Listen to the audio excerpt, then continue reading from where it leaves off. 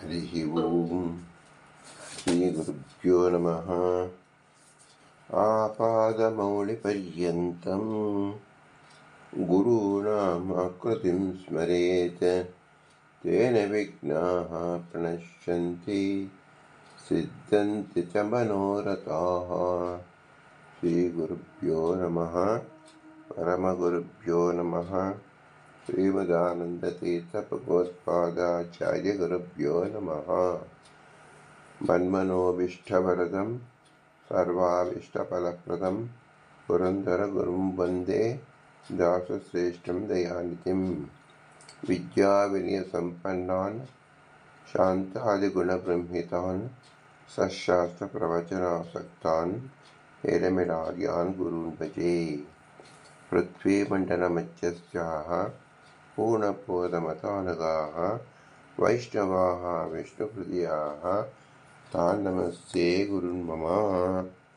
हरिः ओम् हरिः ओम् हरिः ओम्।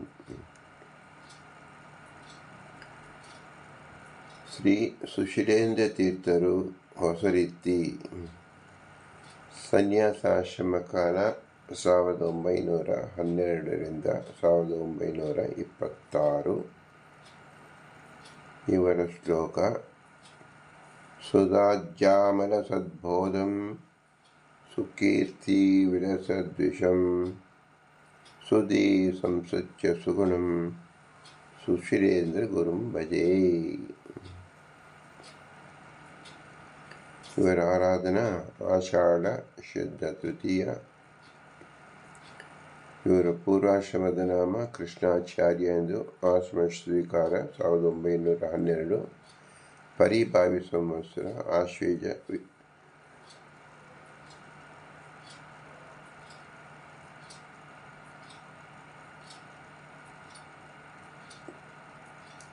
ವಿಜಯದಶಮಿ ದಿನ. ಆಶ್ರಮ ಗುರುಗಳು ಶ್ರೀ ಸುಕೃತೀಂದ್ರ ತೀರ್ಥರು. ತಮ್ಮ ಪೂರ್ವಾಶ್ರಮದ ಹಿರಿಯ ಸೋದರರು. ಆಶ್ರಮದ ಶಿಷ್ಯರು ಶ್ರೀ ವ್ರತೀಂದ್ರ ತೀರ್ಥರು. ಇವರ ಬೃಂದಾವನ ಹೊಸರೀತಿ ಸವಣೂರಿನಿಂದ 20 ಕಿಲೋಮೀಟರ್ ದೂರದಲ್ಲಿದೆ. ಮೃತ್ತಿಕಾ ಬೃಂದಾವನ ಆಲಿಪುರ ಬಳ್ಳಾರಿಯಲ್ಲಿ ಇದೆ. ಇವರ ವಿದ್ಯಾಗುರುಗಳು ಸುಪ್ರಜ್ಞೇಂದ್ರ ತೀರ್ಥರು. ಕಾವ್ಯ, ನಾಟಕ, ಅಲಂಕಾರ, ವೇದಾಂತಾದಿ ಶಾಸ್ತ್ರಗಳು. ಹುಲಿ ಹನುಮಂತಾಚಾರ್ಯರು ನ್ಯಾಯ ಮೀಮಾಂಸಾ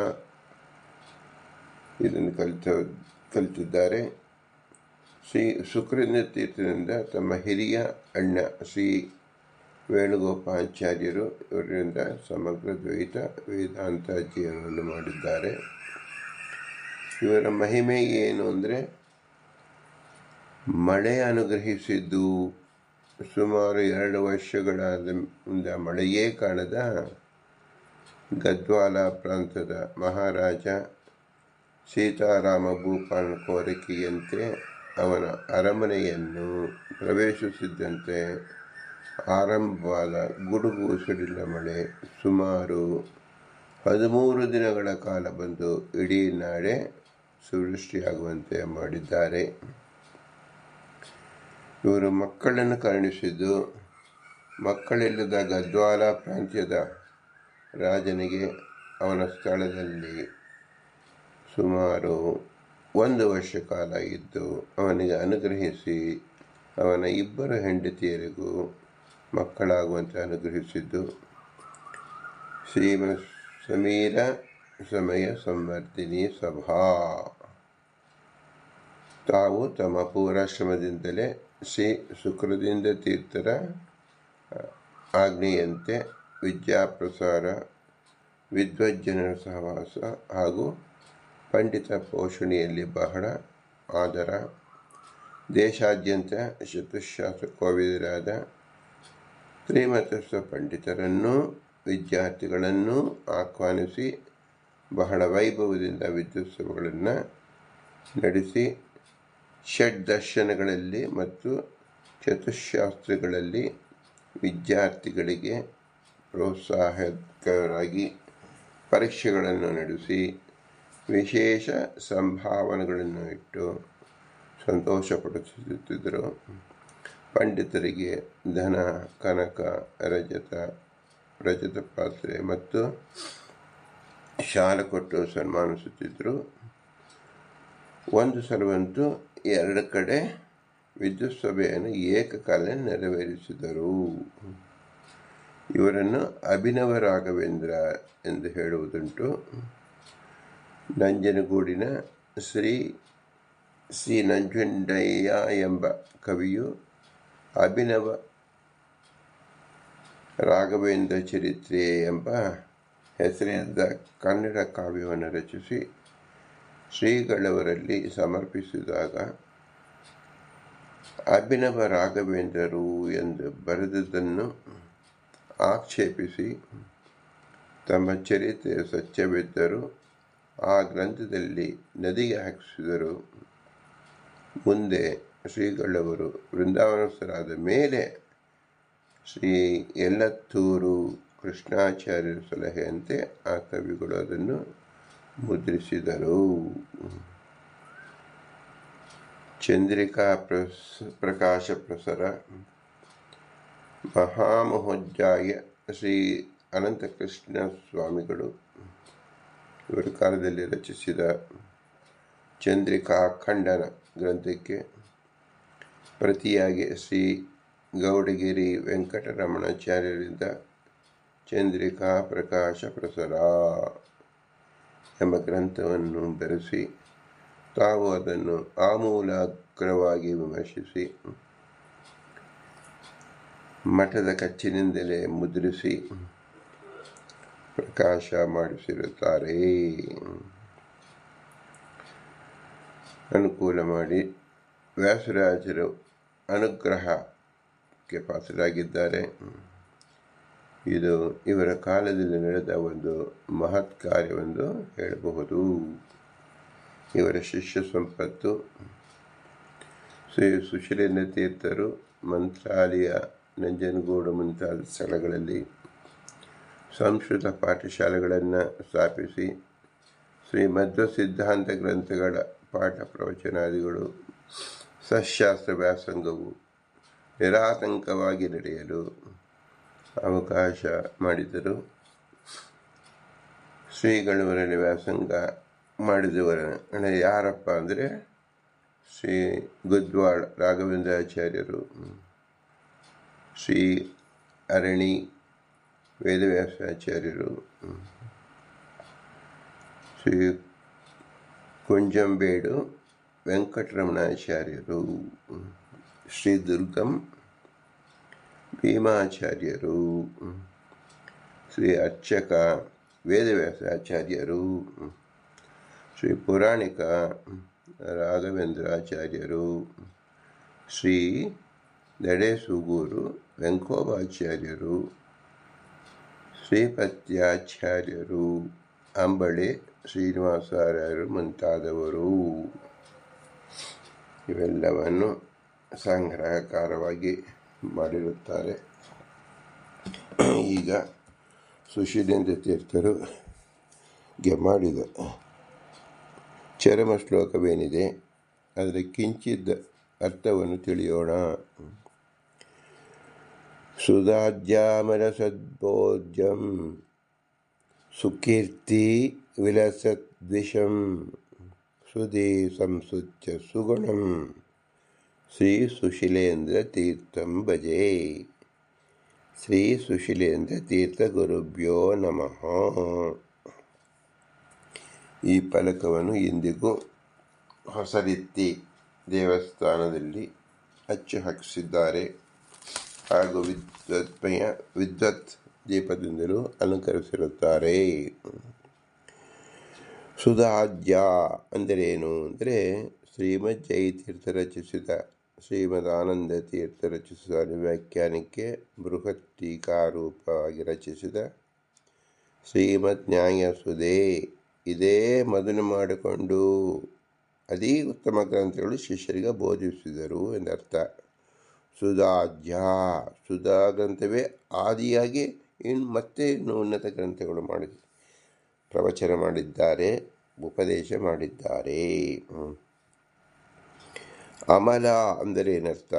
ವಿದ್ವತ್ ಲೋಕದಲ್ಲಿ ಅತಿ ಹೆಚ್ಚು ಪ್ರಶಂಸೆಗೆ ಒಳಗಾದಂತೆ ಅನೇಕ ಟೀಕಾ ಟಿಪ್ಪಣಿಗಳಿಗೆ ಒಳಗಾಗುವುದು ಸಹಜ. ಅನೇಕ ಪಂಡಿತರಿಗೆ ಹಗಲಿರುಳು ನಿತ್ಯ ತೊಡಗಿಸಿಕೊಂಡಿರುವ ಗ್ರಂಥ ಬಹಳ ಪ್ರಕಾಶಮಾನವಾದುದು ಎಂದರ್ಥ. ಅಂದರೆ ಪರವಾದಿಗಳೆಲ್ಲ ಎತ್ತಿದ ಆಕ್ಷೇಪಗಳಿಗೆ ಸೂಕ್ತ ಉತ್ತರ ಒದಗಿಸಿ ಸ್ವಮತ ಸ್ಥಾಪನೆ ಮಾಡುವುದೇ ಅಪೂರ್ವ ಗ್ರಂಥದ ಲಕ್ಷಣ. ಇದನ್ನು ಇಲ್ಲಿ ಅಮಲ ಎಂದು ಬಣ್ಣಿಸಿದ್ದಾರೆ. ನೂರಾರು ವಿದ್ಯಾರ್ಥಿಗಳಿಗೆ ಪಾಠ ಹೇಳಿದಾಗ ಅವರಲ್ಲಿ ಹುಟ್ಟಿಕೊಳ್ಳುವ ಸಾವಿರಾರು ಪ್ರಶ್ನೆಗಳಿಗೆ ಉತ್ತರ ನೀಡುವುದೇ ನಿಜ ಅರ್ಥದಲ್ಲಿ ಅಧ್ಯಯನ ಎಂದು ಹೆಸರು. ಗ್ರಂಥದಲ್ಲಿ ತಿಳಿಸಿದ ಸಂಸ್ಕೃತ ಭಾಷೆಯನ್ನು ಕನ್ನಡ ಭಾಷೆಗೆ ತರ್ಜಮೆ ಮಾಡಿ ಬೋಧಿಸಿದಾಗ ಪರಿಪೂರ್ಣ ಅಧ್ಯಯನ ಎನ್ನಿಸುವುದಿಲ್ಲ.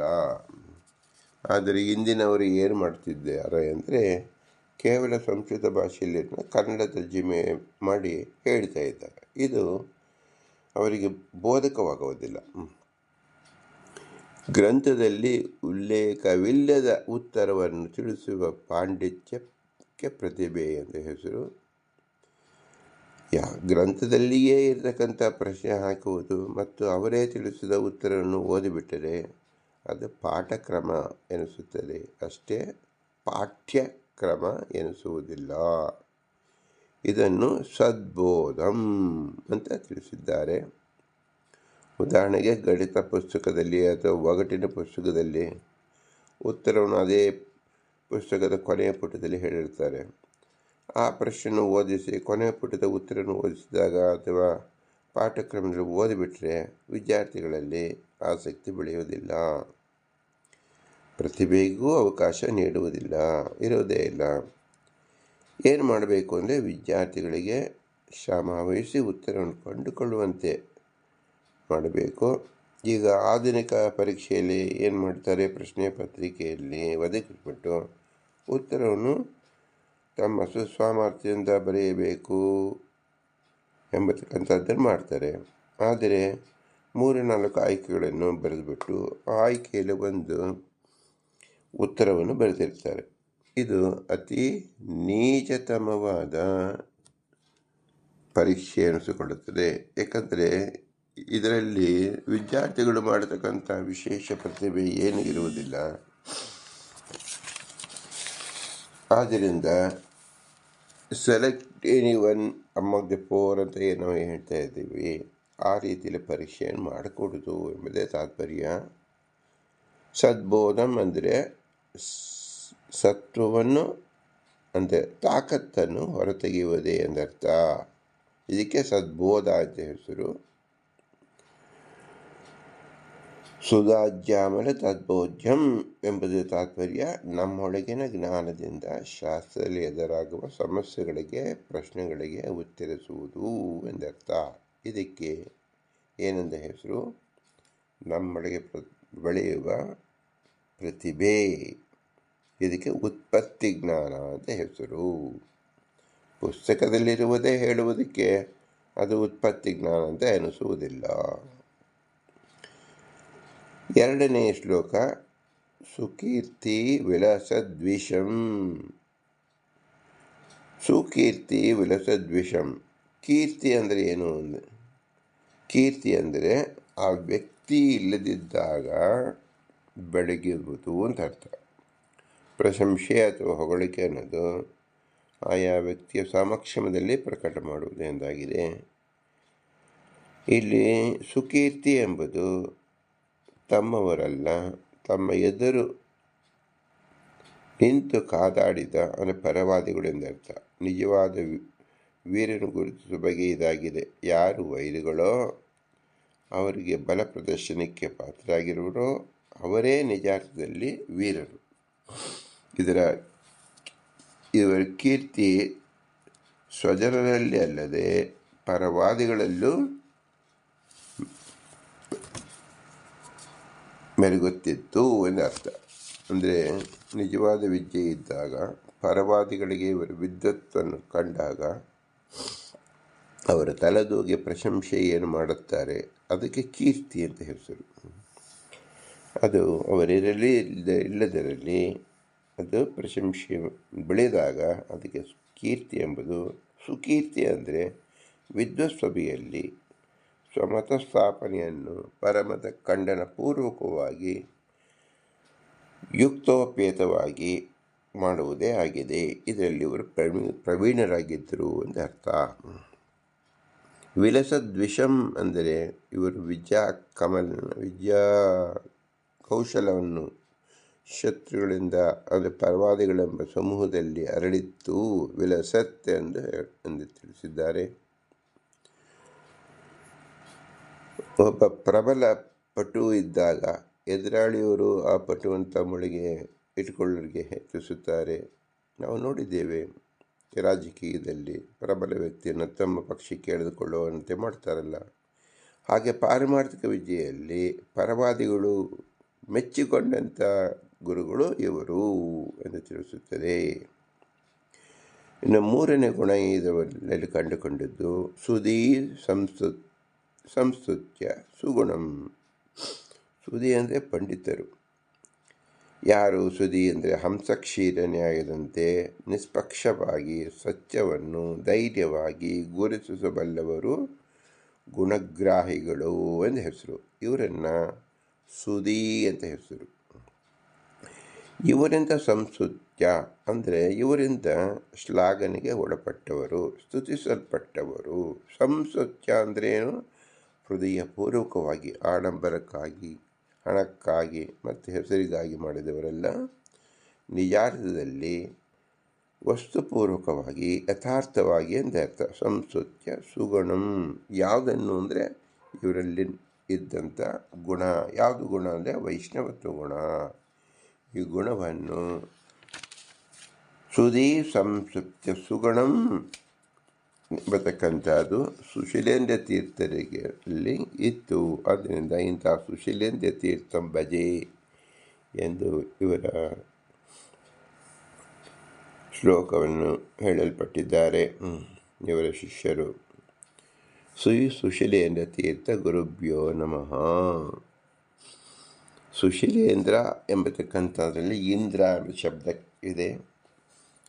ಸಾಮಾನ್ಯವಾಗಿ ರಾಘವೇಂದ್ರ ಮಠದ ಯತಿಗಳೆಲ್ಲರೂ ಇಂದ್ರರೇ ಆಗಿರುತ್ತಾರೆ.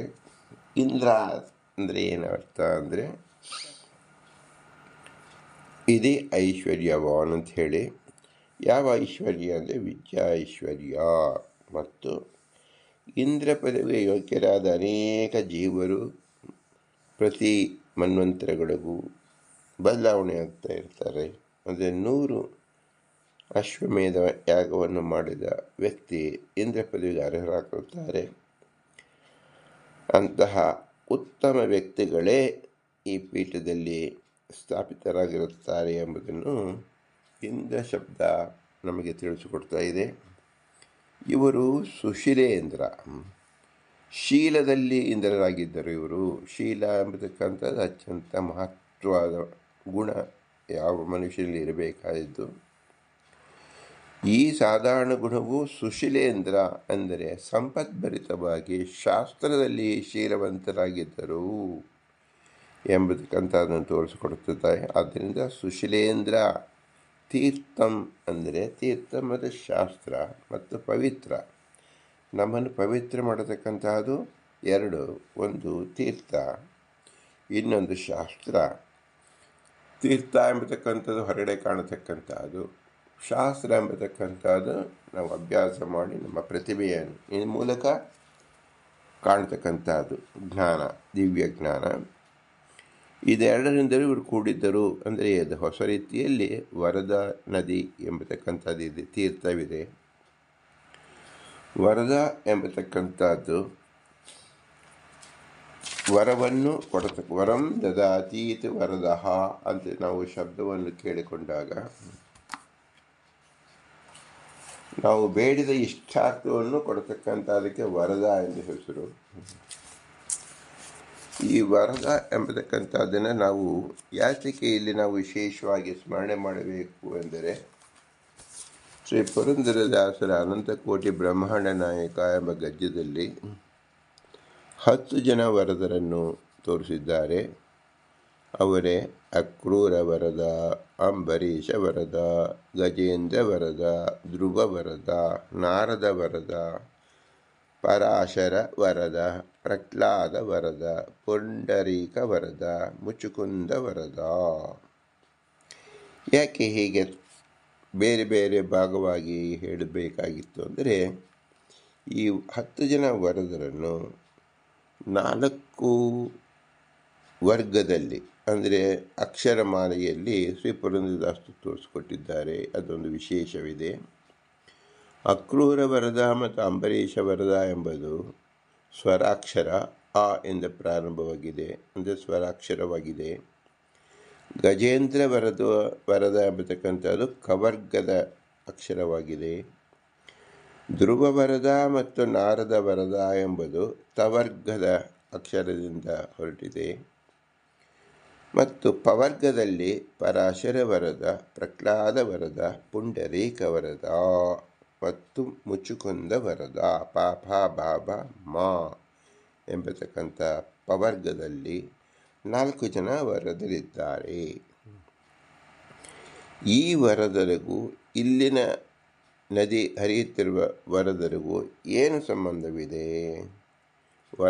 ವರಂ ದದಾತೀತ ವರದ ಅಂದರೆ ಶ್ರೇಷ್ಠವಾದದ್ದು ಹೇಗಾಯಿತು ಅಂದರೆ, ಈ ವರದಾ ನದಿ ಎಂಬತಕ್ಕಂಥದ್ದು ಭಕ್ತರ ಮನೋಭೀಷ್ಟವನ್ನು ಕೊಡೋದಕ್ಕೆ ಸಮರ್ಥವಾಗಿದ್ದು, ಅದಕ್ಕೆ ಸಾಕ್ಷಿಯಾಗಿ ಸುಶೀಲೇಂದ್ರ ತೀರ್ಥರು, ನಮ್ಮ ಗುರುಗಳಾದ ಧೀರೇಂದ್ರ ತೀರ್ಥರು ಮತ್ತು ರಾಘವೇಂದ್ರ ತೀರ್ಥರ ಜೊತೆಯಲ್ಲಿ ಇಲ್ಲಿ ನೆಲೆಸಿರುತ್ತಾರೆ.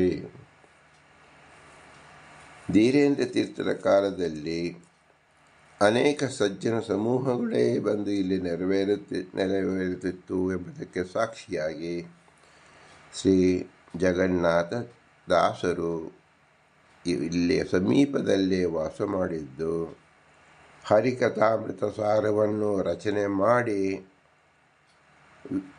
ಮೊಟ್ಟ ಮೊದಲಿಗೆ ಧೀರೇಂದ್ರ ತೀರ್ಥರಿಗೆ ಅರ್ಪಿಸಿರುತ್ತಾರೆ. ಇದು ಸಹ ಈ ಸ್ಥಳದ ವಿಶೇಷವಾಗಿದೆ.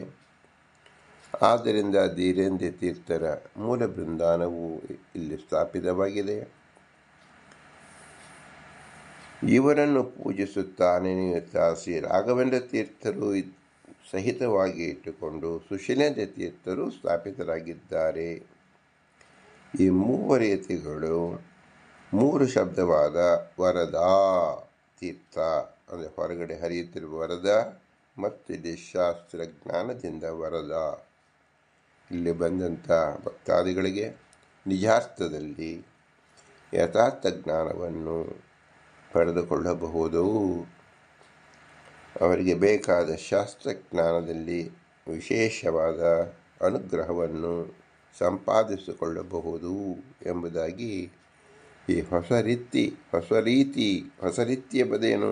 ಹೊಸ ರೀತಿ, ನಮ್ಮ ನ್ಯೂ ಫ್ಯಾಷನ್, ಹೊಸ ರೀತಿ ಅಂತ ಹೇಳಿದಾಗೆ ನವೀನ ರೀತಿಯಲ್ಲಿ ನಾವು ಗ್ರಂಥವನ್ನು ಅವಲೋಕನ ಮಾಡುವುದಕ್ಕೆ ಇದೊಂದು ಪುಣ್ಯ ಸ್ಥಳವಾಗಿದೆ.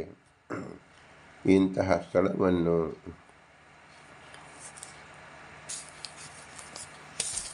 ಸಜ್ಜನ ಮಿತ್ರರು ಅವರೊಡಗೂಡಿ ನಾವು ಸಂದರ್ಶಿಸಿದ್ದು ನಮ್ಮ ಬಾಳಿಗೆ ಇದು ಪ್ರಪ್ರಥಮ ದರ್ಶನವಾಗಿತ್ತು.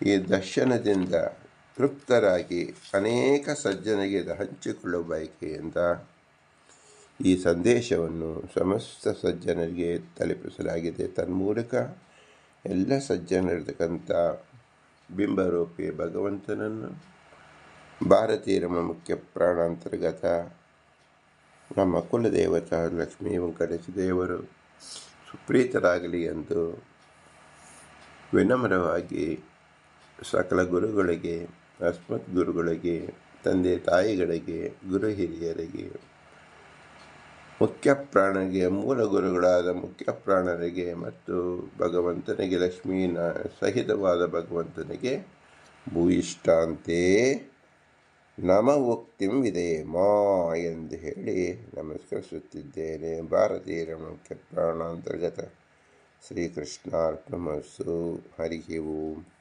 ಹರಿ ಓಂ, ಹರಿ ಓಂ.